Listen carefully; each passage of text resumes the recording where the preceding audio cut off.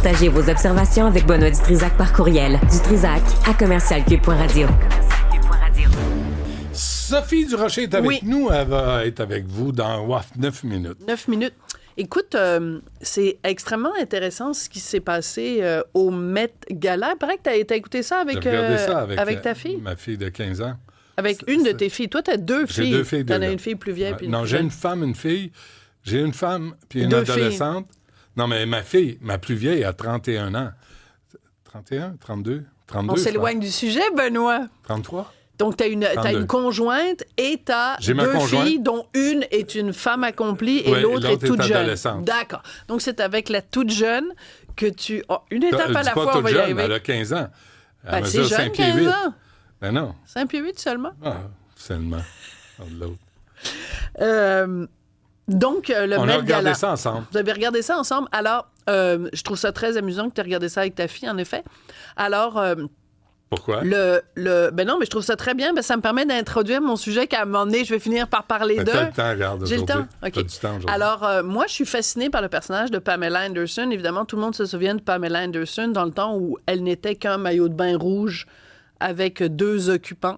Mais quel maillot de bain! 2 occupants à l'étage. Quel maillot de bain! Elle était équipée pour veiller tard. Moi, elle avait un corps absolument splendide. Elle avait de longs, très longs cheveux blonds, extrêmement maquillés.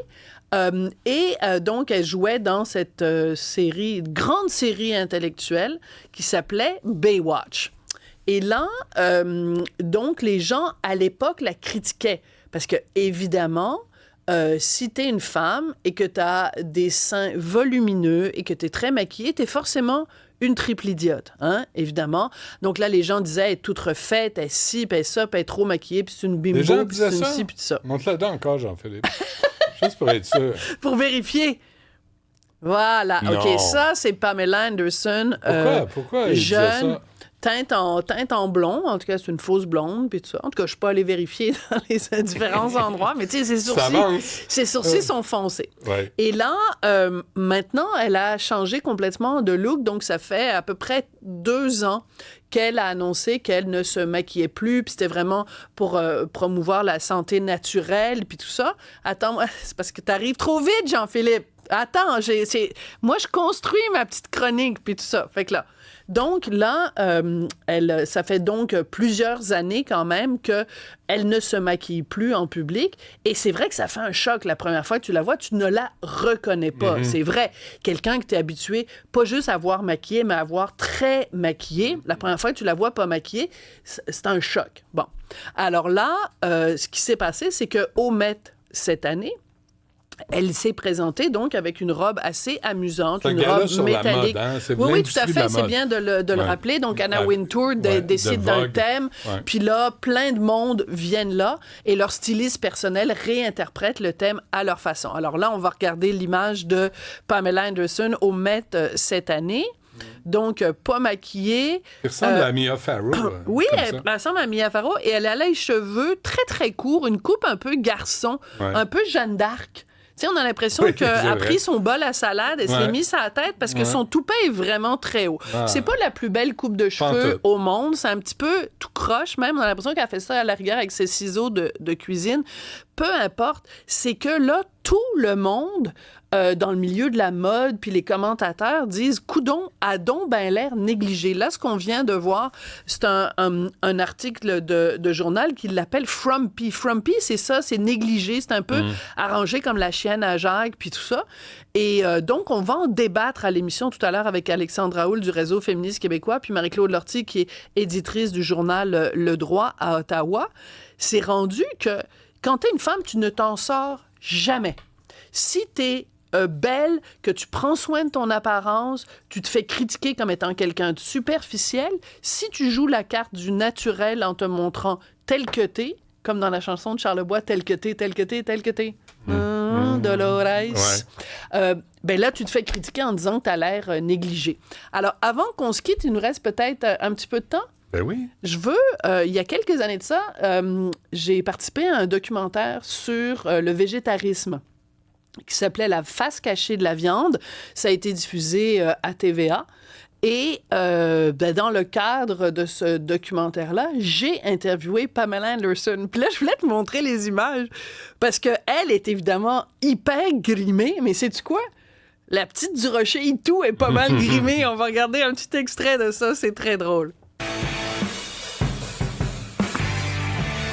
Pamela Anderson, célèbre actrice hollywoodienne, est elle aussi végétarienne et porte-parole de PETA, une organisation américaine qui milite pour la protection des animaux.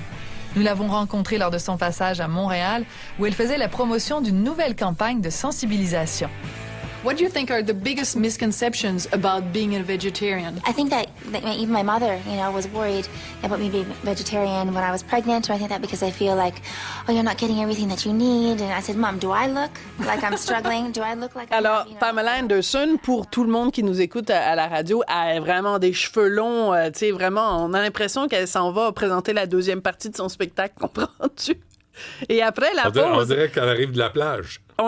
Puis en plus, évidemment, elle fait exprès parce qu'elle porte une robe rouge très décolletée où on voit ses bras et tout ça. Et elle est excessivement maquillée. Elle a une méchante paire de fossiles. Oui, non. Elle a 2 Quand fossiles. tu dis que ça crève l'écran... Ça crève l'écran, puis tout ça. Ouais. Et donc, alors, je voulais juste dire ça, parce que c'est peut-être ça qui nous guette tous.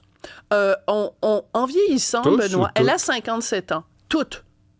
Parce qu'évidemment, les gars, vous pouvez faire ce que vous voulez. Des jambons à l'écran, puis ça change rien. C'est vraiment un double standard. C'est vraiment un deux poids, deux mesures plutôt.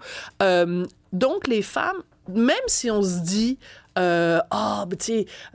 rendu à l'âge, mettons, elle a 57 ans. Elle dit, mais moi, je m'en fous de ce que les gens pensent.